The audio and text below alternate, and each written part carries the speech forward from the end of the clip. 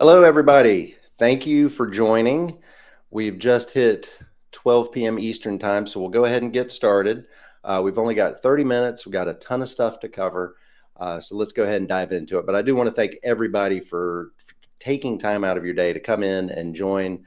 And as a reminder, you will get a video replay link. And thanks to EB Medicine for putting this together. All right, so I'm going to switch over here. This is it's the first one of these that we've done. It's a 30-minute upskill drill talking about abscess. We're going to talk a little bit about the Abscess Course and just a little bit about me real quick. So I'm an emergency physician. I live and work in South Carolina, have been practicing after residency for about 17 years. Most of that has been spent in the emergency department, but I spent 3 years working in urgent care. I do a lot of teaching, education, workshops at the Urgent Care Association national and regional conferences.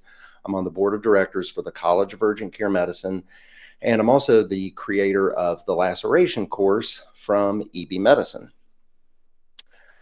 Today, the objectives for this, you can see these. I'm not going to read all of these out, but my main goal and my main objective for you is to come away with a few actionable items that you can take to the bedside to provide better care for the patients that you see, whether it's in the emergency department or in the urgent care setting.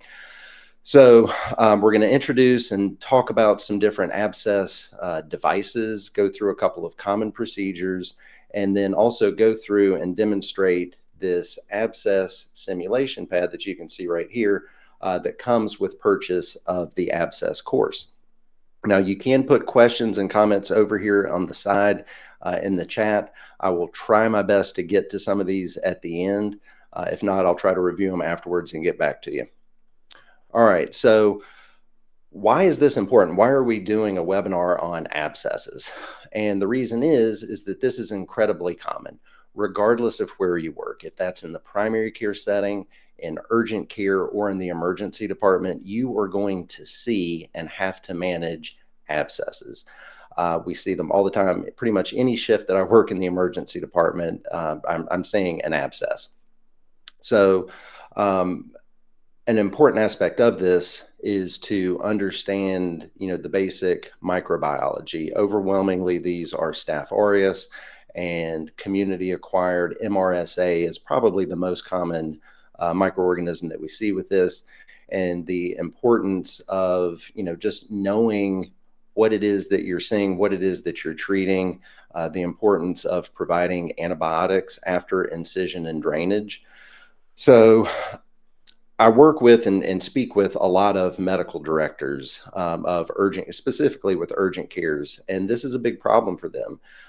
It's not uncommon to have a patient either misdiagnosed or mismanaged, and the things that people seem to have trouble with is the recognition, knowing that there is in fact an abscess there. And a lot of times that comes down to not getting the patient undressed, relying on nursing staff or other staff telling you what is going on with the patient, and the clinician not taking the extra time and the extra step to get the patient undressed and making the diagnosis.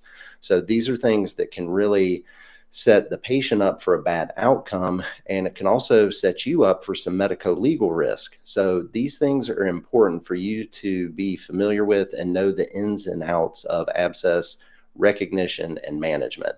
Another thing that pretty commonly comes up is the fact that a lot of abscesses get treated with antibiotics alone, and we have to understand that abscess requires incision and drainage. So another important thing is that these things hurt. Not only having the abscess is painful, but the procedure to alleviate that is oftentimes painful. So we're going to talk a little bit about some of the anesthesia, and in the course I go in a lot more detail with this.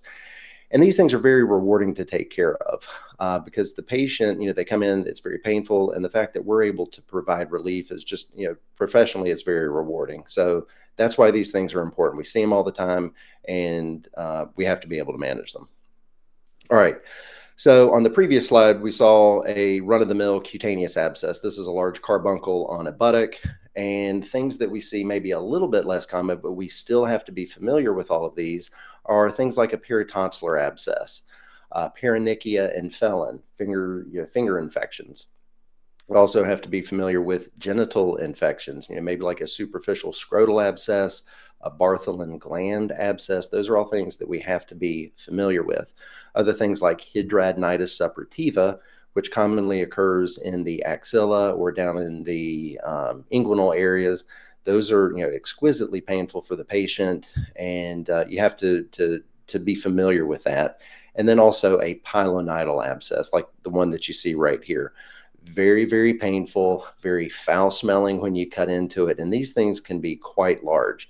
So again, these are the types of things that if you don't get the patient undressed, they may just complain of low back pain, or, I fell and I hurt my bottom hurts a little bit, or something like that. If you don't get the patient undressed, these are the types of things that you may overlook. Then we also have to be familiar with the life-threatening purulent infections. Now, I don't have the ability to go through in great detail for all of these, but I want to just have some of these just to go through real quickly and reinforce the fact that these have to be on your radar. Now, if you're working in the emergency department setting, you may be involved a little bit in the management and treatment of these, but all of these that are listed right here are more of a surgical management issue, and getting your surgical consultants involved early on. Now, if you're working in the urgent care setting, the most important thing with this is recognition. Again, if it's not on your radar and if it's not in your mental database, then you're going to overlook these types of things. So what we're going to do is just kind of go from top to bottom. Some of the airway issue or the airway presentations, things like a really large peritonsillar abscess that runs risk of airway compromise. You've also got a retropharyngeal abscess. These patients are sick. Same thing for a Ludwig's angina, which is a deep space infection of the submandibular space. Again, these patients can be very sick, and you have to look at things like vital signs. They may not have a fever of 103, but 100.7, 100.9. They're a little bit tachycardic. They may be a little bit hypotensive. So those are all little subtle clues that you have to look for. And if you don't, you may end up missing something like this. So if we go down below the belt, whenever there's something below the belt, I know in the emergency department, this is sometimes a big problem. The patient's not undressed. If they're complaining of anything below the belt, you got to get them undressed. You have to take a look for yourself. Don't rely on what nursing staff or a tech or somebody else tells you.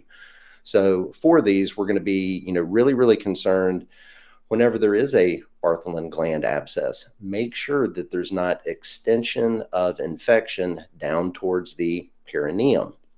If you've got a pilonidal abscess, make sure there's not any inferior extension towards the perianal area.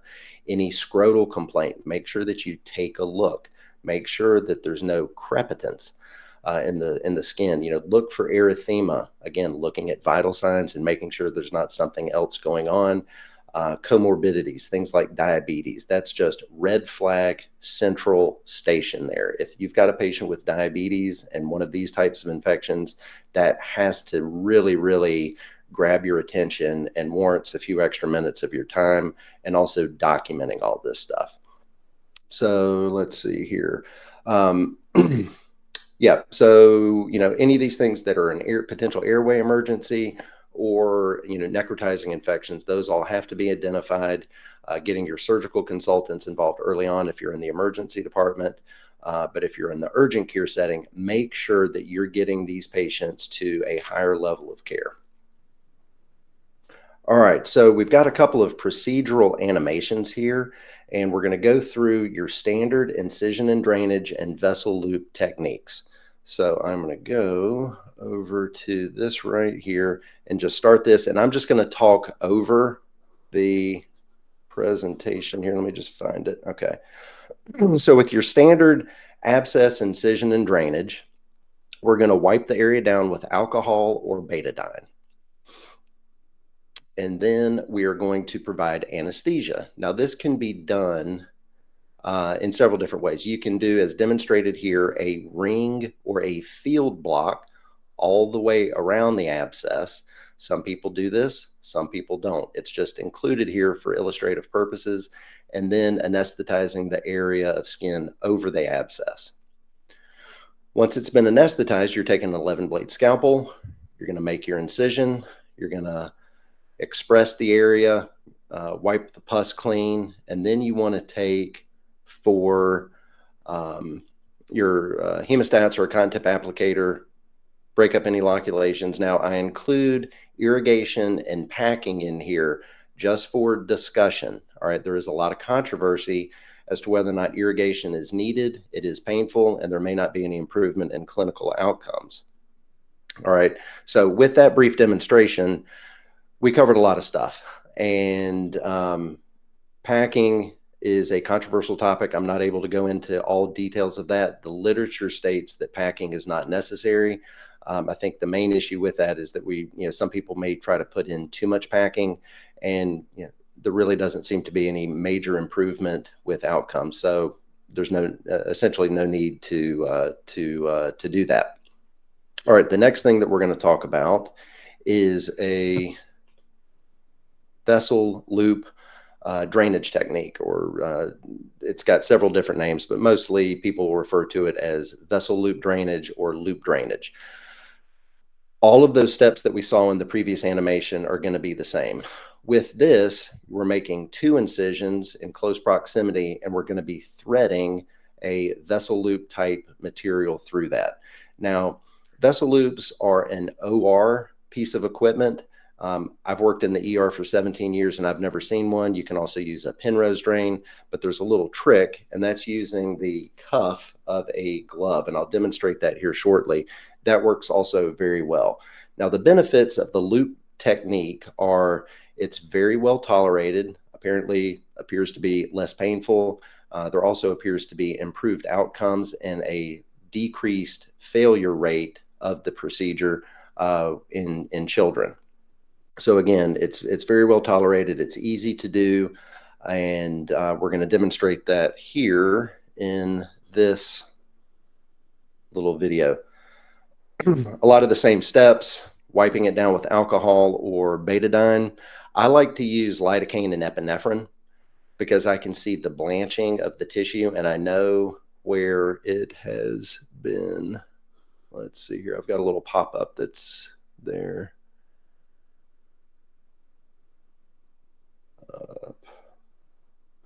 Let's see here. All right, so sorry about this. I'm having a little technical thing. All right, so we're anesthetizing the abscess, and we're going to make 2 small incisions, wipe the pus clean. You can then break up any loculations with hemostats, and then plus or minus irrigation. And then we are going to run our vessel loop material through the material there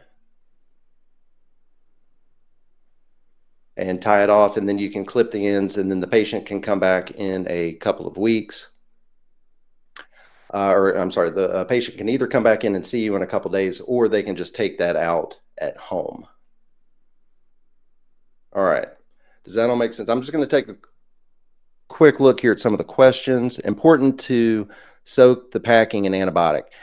Absolutely not. No. If you're going to be using packing, you can use plain packing or the one that's got the antibiotic in it. I think iodoform packing, but no, you definitely don't need to soak the packing in any antibiotic. All right, so next thing that we're going to talk about is this practice abscess pad and the instruments that come with it.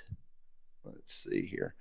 So we've got this abscess pad here, and I'm just going to switch over to my overhead camera, and we're going to talk a little bit about this. So this abscess pad comes with 6 abscesses that you can see here, and this is a great one-on-one or solo for the person to use individually, or from a teaching perspective, they can use. Now, let me just ask a question here because my screen, are you able to see the abscess pad here? Yep, we see it. Okay, all right, very good. So we've got the abscess pad, and you can take, and this comes with a little pack of instruments and a syringe and a needle. So you can take, I'm just going to work on this one right here. So I can take my syringe and my needle and basically simulate going around and introducing the anesthetic into the tissue and then into the tissue overlying the roof of the abscess. All right. So now that it's been anesthetized, I'm going to take my 11 blade scalpel and I'm going to make this incision off to the side a little bit. All right, so I'm making my incision, and you can see that each little abscess cavity has some red dye and just some material in there to kind of simulate an abscess.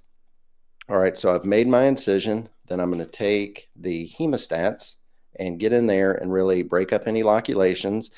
And the other thing I want to do with this is kind of define the extent of the abscess. Some of these things may tunnel out quite far from where you make your incision. So it's really good to get in there, break things up, and explore the abscess cavity. All right. So then after that's done, again, making the decision as to whether or not you want to introduce any packing. You don't have to. The next thing that we're going to demonstrate is the vessel loop technique. So I've made one incision. I'm just going to make a second incision, maybe 1 to 2 centimeters away. All right, so I've got my second incision right here. And then, since we don't have vessel loop material readily available, I am going to take the, let's see here, the band of a glove that you see right here. And then I'm just going to cut this down to the size that I want. You see right here, and I'm going to grasp it with the hemostats and basically just run this through like so. Okay, I've got it right there. And then I can make a simple loop with 2 throws and then another tie right around there. And then I have my vessel loop. I can then take my scissors, cut the edges off of that, and there we go. That is the vessel loop technique. Again, the patient can then go home, they can follow up their primary care physician, they can come back and see you, or they can just cut this maybe in 5 to 7 days, and it should do quite well. So that's the vessel loop technique. So Tom Stein here says you cannot inject lidocaine too deep, the acidity. Yeah, so another important thing is whenever you're doing your injection of anesthetic, you really want to make that very superficial. You don't want to inject deep into the abscess pocket. That all that does is introduce more volume, and that increases the pressure and makes it just exquisitely painful. So you really want to just get the superficial tissue overlying the abscess there. Great point, Tom. Thanks for mentioning that.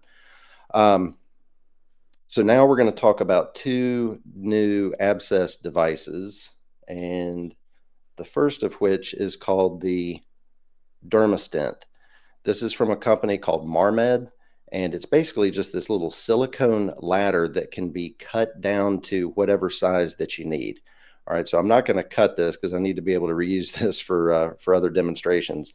But let's say you've got this incision right here, and you want to put something in there just to facilitate a little bit of drainage. So what I can do is grasp the ends of this with my hemostat and essentially just put this into the abscess cavity. And then I can cut this right here, put a bandage over it, and then the patient can remove this in 3 to 5 to 7 days. All right, so that's a great little tool for you to at least be aware of. The other thing is that you can take this same device and kind of treat this as a vessel loop. So I can introduce this here, bring it out to the other side, and then voila, I've got a vessel loop type of procedure already done. And then I just cut this off. And then again, the patient can cut this at home and simply remove it in a couple of days. So again, just other devices and products that are available for us when we are managing patients with an abscess. So I'm going to move down to, let's see here, this little pocket right here. This is the last of the different procedures that we can use to manage an abscess. This device is called Quick Loop. It's a large curved needle that has this triangular cutting blade on it. So this device is grasped with your needle driver or tissue forceps, or needle driver or hemostat. After the area has been anesthetized, I'm just simply going to pass this through the abscess, okay? And as you can see, when I come through here, that's making an incision on both sides, okay? Now, I can then pull this tubing all the way through. I can take a cotton tip applicator, or I can take my hemostats, and there's enough space in here for me to get in and break up those loculations, okay? At the very end of this device, you might be able to see it here. These little tiny fenestrations, these little tiny holes in the tubing allow for you to take a syringe filled with saline or tap water. You can attach that right here. And then when the fenestrated edge or the fenestrated holes, the tubing are underneath the abscess cavity, you can simply irrigate with a little bit of water. All right. And then when you're done with that, it has a little clasp mechanism that you can just simply put the tubing inside right here and then lock that down. Okay. And then cut the tubing off. So again, just really wanting to raise your awareness of some other devices and some other techniques and approaches that are available for abscess management. I'm just going to pull this back out to be able to reuse that. All right. So we've gone through with the abscess demo pad, everything that you can do with this. It's just a very powerful way to be able to practice these things and to be able to teach these things in a clinical education scenario. So next, we're going to, let's see here, we're going to talk a little bit about the hand, and I just want to demonstrate two things. One, which is a transthecal digital nerve block, and then also talk about a paronychia and how to manage that. So in order to do that, I have a mannequin hand. This comes from a company, it's called NASCO Healthcare, and they've got a lot of great simulation equipment. But this hand has got a very soft exterior, and then it's got a foam core that allows for the product to be used over and over again. So I'm going to zoom in here to the overhead camera, and the first thing that we're going to talk about is a digital nerve block. Now, the approach that I use now, I just learned about this about 3 years ago. I'd always use probably what many of you are familiar with, is doing an injection on either side of the finger. It works great. There's no problem with doing that, but it's an extra stick and it does take a little bit longer. So the approach that I have learned and what works really, really well, let me just go here. All right, so this is the transthecal approach. The landmarks are incredibly simple, and you see that blue line that goes across. We're looking at the volar palmar crease overlying the MCP joints. Okay, so you can, you can look at your own hand and see that the landmarks are very simple to identify. It's simple to do, it's a single injection, and it's well tolerated. It is okay to use epinephrine containing anesthetics in the fingers. We've all heard that saying, fingers, nose, penis, toes. That's been debunked. It is safe to use epinephrine in the fingers, okay? I like to use it because, one, it helps control bleeding, and it also allows the anesthetic to stick around longer. All right, so when we're doing this transthecal approach, we have our landmark, which is right here, this palmar crease. You're going to take your needle and syringe with, I usually have probably 3 to 4 mLs of anesthetic. I'm going to wipe the area down with an alcohol swab. I'm going to enter that crease at 45 degrees. You can enter at 90 degrees. I think it's easier just to enter at 45 degrees. I'm going to advance the needle all the way down to the bone. And then I'm going to withdraw just a little bit. I'm going to aspirate to make sure I'm not in a blood vessel. And then I'm going to inject 3 to 4 mLs of anesthetic and then remove the needle and then just kind of massage this in. Make sure that the anesthetic is able to infiltrate the nerves and provide anesthesia. Okay, so that's our transthecal digital nerve block. The times that we would want to use this from for lacerations, of course, but also for management of a felon, which is a purulent collection in the volar pad of the finger. So this is kind of a complex topic. I'm just going to mention a couple of key points here. If you're able to make a longitudinal incision, if the abscess or the felon is down here, if it's in the midline, that's the easiest approach, is just to do a longitudinal incision right there. The things that we do not want to do are making a big, huge fish mouth incision all the way around the finger. Another thing that we don't want to do is get too close to the DIP joint, the crease of the DIP joint, because we don't want to cause any tendon injury. We don't want to have the patient with any contracture of the finger. We've also got some nerve and arteries that are running around in this area.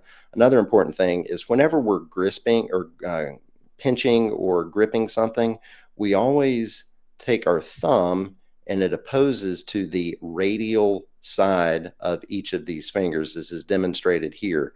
All right, so if you have to make an incision, if it's feasible to do it on the ulnar side of the finger, that's always the better approach. All right, now we're going to flip the finger over here and talk about a paronychia. Many of you have probably seen or managed a paronychia before, and that's basically a purulent collection. I'm going to look here at this middle finger. We've got a purulent collection right here at the distal aspect of the finger just before the nail, and you've got a purulent collection. It's very painful, but it's not, most of the time they don't extend over, but they can extend over into a felon. So what we want to do with this is not something that requires a digital nerve block. These are very well tolerated without that. What I like to do is put a little bit of topical LET gel on this area, maybe for like 15 to 20 minutes. I can go and see another patient or two and then come back in, and I'm going to take the beveled edge of an 18 gauge needle.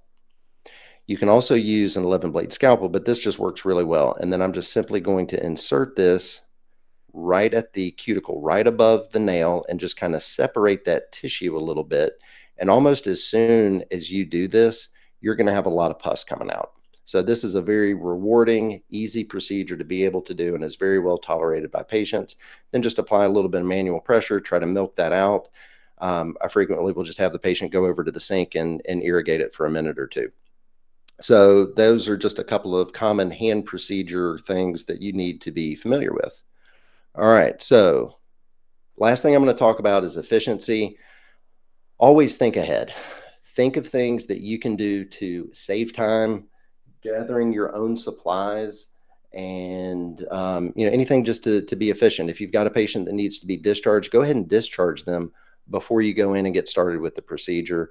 If there's any patients who are coming in, try to get the workup started, get things moving so that any procedure that you're doing, not just abscesses, but lacerations, whatever, so that they don't bring everything to a screeching halt.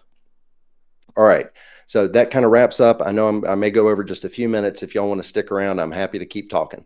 But 5 more minutes and I'll be done. All right. So, because we're not able to go through absolutely everything here, that's really why I created the Abscess course. This is a very comprehensive dive into all aspects of abscess management. And it comes with 5 AMA PRA Category 1 credits. It does come with the practice abscess pad that you saw me demonstrating on. We work, it's available as an individual course, so anybody can purchase this on their own, but we also work with a lot of groups. And the beauty of that is that it allows everybody to get on the same page. And, personally, I really want to take a lot of the work and the burden off of medical director and clinical educators' hands so that they're not having to create this stuff themselves. So if you are a medical director or clinical educator, or you think that this may be of interest to your group, please mention it to them and get us in contact with them, and we're happy to help and have that discussion. It's great for onboarding for new grads. Another thing that I'm able to do, and just want to mention this to you, is I'm able to do remote suturing and abscess workshops with the setup that I've got and the overhead camera and all that stuff. That's something that we're able to offer as well. So if you're interested in that, please give us a call or send us an email. Let's see here. So the Abscess course, again, 5 hours. Here are the modules that are listed. We talk a lot about just the basic stuff, anesthesia, pain management, different procedural approaches that are available for this, the anatomic approach with kind of like the head and neck, fingers, and stuff down below the belt. There's a discussion on risk management, best practices, things that you just have to include in your documentation, and the things that you just can't overlook. And then I've got 6 case studies where we go through the medical decision-making process. These are all patients that I've seen in the emergency department, and I think really offer a great insight into things that should be going through your head and should be entering your chart when you're taking care of patients with an abscess. All right, so question and answer, we're kind of running out. I want to get through some of this stuff and mention a couple other things here. So first of all, we have a very special offer. EB Medicine has been in the CME space for 25 years, and this month is their 25th anniversary. So they are offering a discount for all of their products, and that's in emergency medicine and urgent care. All you have to do is use the code BDAY25 at checkout. That's for emergency medicine, pediatric emergency medicine practice, all of the courses that we have: laceration, EKG, right sizing, reimbursement, and evidence-based urgent care. So please take a look at ebmedicine.net and use code BDAY25 for 25% off.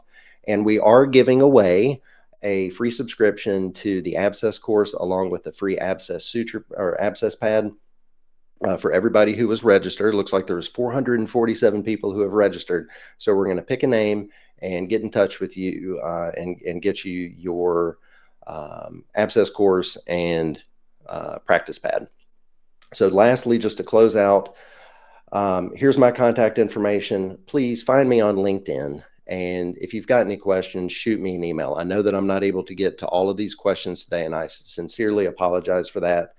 That's why we created EBM Urgent Care Clinicians. It's a Facebook group that all of you are more than welcome to come and join and bring your questions with you. We just had something really interesting the other day. There was a patient, or there was a clinician who had seen a patient that had Dermabond applied to, or they used some home wound adhesive on their lip, and they came into urgent care and they didn't really know what to do. So we talked about that for a little bit. So it's a great place for you to come and bring your clinical questions.